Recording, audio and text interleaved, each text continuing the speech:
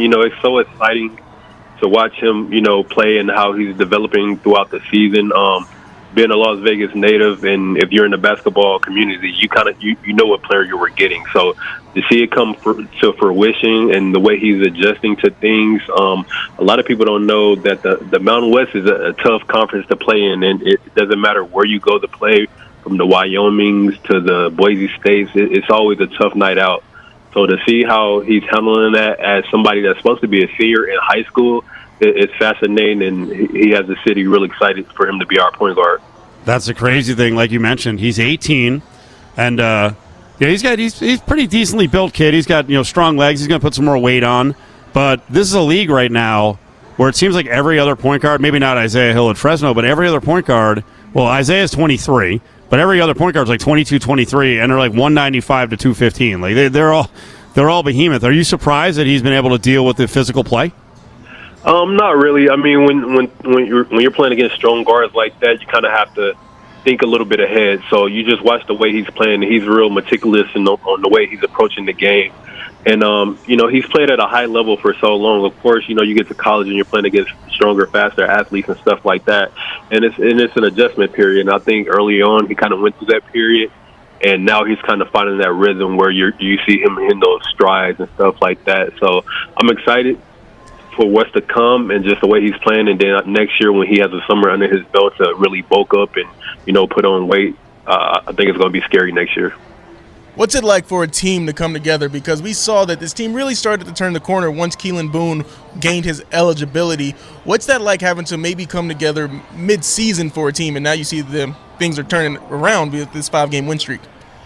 It's fascinating. You spend all season gelling and working on stuff and just building that camaraderie, and then you get to the season and you might be shorthanded, and you keep hope alive because you have a missing piece that can really turn the corner. For instance, when I played, we had a situation where Kim Birch wasn't eligible to play, and we wanted him so bad on the court, and then finally when he was able to play, it was a complete night and day turnaround for our team. We had somebody on the backside that we knew could protect the rim, and as guards, that allowed us to get up into the other teams and pressure the ball and fly around, knowing that we had that safety net back there. So I think it's a similar situation with this year's group. And then you mentioned Dmon Thomas being a young point guard and having to, maybe what I'm trying to say, have that leadership as a freshman.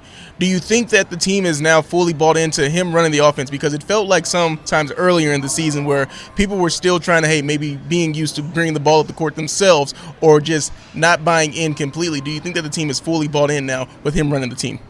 I believe so. And we all know who his father is. So DJ, he was born to be a point guard and born to be a Rebel. So to see the things he's doing is great. And, early on when you have a freshman coming in and, he's highly sought after and stuff like that, and guys have been around a little bit longer, you're kind of trying to find your identity. And as we can see now, I think they have that identity. You don't have guys trying to bring the ball up as much. You don't have guys trying to shoot 32-footers and stuff like that. I think we all, the guys on the team, they know who they are. They know their roles, and to be a successful team, that's what you have to do. You know what I mean? You can't have everybody trying to be a scorer. Somebody has to do the dirty work. Somebody has to go in the post and stuff like that. And I think over the course of the last couple of weeks, we have saw that, which has led to us being on the 5-game win streak. Anthony Marshall's on Cofield in company with Dmon and Steve Cofield. Give me your general recollection of the rivalry against Reno. What do you remember the most about it in terms of the intensity and the games? Yeah, just like you said, the intensity, being a guy from Las Vegas and, having friends and family that have spent time in UNR or went to school there and stuff like that, it's always, it's about the bragging rights and stuff like that. And every possession and every minute of every second of the game counts. So preparation is, you try not to let it be any different from any other game. But, of course, it means a little bit more. You're playing for bragging rights in your backyard, and they're playing for the same. So it's very competitive, high energy. Fans on both sides make it exciting. So I think tomorrow's going to be a hostile environment, and I think the MAC will be rocking. You never lost to UNR. So when you talk about a rivalry, did it feel one-sided when you were there? Like, yeah, it's a rivalry, we want to win, but we're not really worried about these guys? No, not really. I mean, to me, it was always a rivalry. Just touching on the things I just stated about, in-state rivals and being a Las Vegas native. But at the same time, like you can't overlook anybody in the Mountain West, because on any given night, somebody can catch fire, and you could be on the front page of the news and stuff like that. So we always approached it with sincere concern, but at the same time, we did have a lot of confidence in ourselves, just because the way, not necessarily anything against them, but just the way we approach the game and our preparation for it. And I think when you prepare in such a manner, like you'll have success, you'll get the outcome that you want. Former UNLV star guard Anthony Marshall's on Cofield and company. So I think by my count, you guys were 5-0 against Reno. That last year, they obviously joined the conference, so you played them twice. You played against some pretty good players, and they weren't super successful during that stint, just in general. But they had Luke Babbitt, I know, when you first got there. And I got to tell you, I thought two of the best guards, and I think you only faced Marquise Coleman one year, but Deonte Burton is one of the best guards in the history of the Mountain West Conference. That guy, the deep shooting, the explosiveness. So to Dmon's point, like, oh, you guys were winning, but you still had to worry about them because one of those guys could freaking go off, and all of a sudden you do suffer a loss. Yeah, exactly like you said. And, Luke Babbitt was a great stretch for. I played against him in the state championship in high school my sophomore year. We lost to him by 3. And then the next week we were AAU tournament teammates. So, okay. Yeah, it was sick. I was upset. And then, a couple years later, I'm playing against him at UNR. And he was a guy that could really shoot the ball, shoot lights out. And on that team, they had a guard from up north named Amir Johnson. He got drafted by the Portland Trailblazers, I believe. That's right, yep. Freak athlete, real fast and shifty, and really could score the ball at a high volume. Fast forward, Deonte Burton, like you said, super explosive. I've known him since high school, traveling, playing AAU and stuff like that. A guy from Cali, so we spent a lot of time with one another. Very explosive. And then you move forward. Coleman, I played against him once, I think, but he was kind of younger, so he hadn't really come into who he was going to be.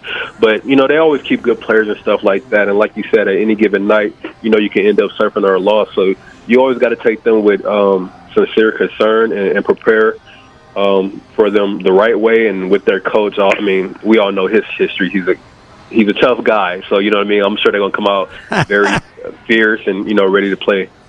Dmon, be honest, were you afraid that Anthony was going to curse there about Alford? A little bit. I got worried. I think you're going to drop like an F-bomb or something. I can't allow you to do it, but I mean, we'd catch it. But yeah, I got my hand in the button. we know your true feelings. Come on now.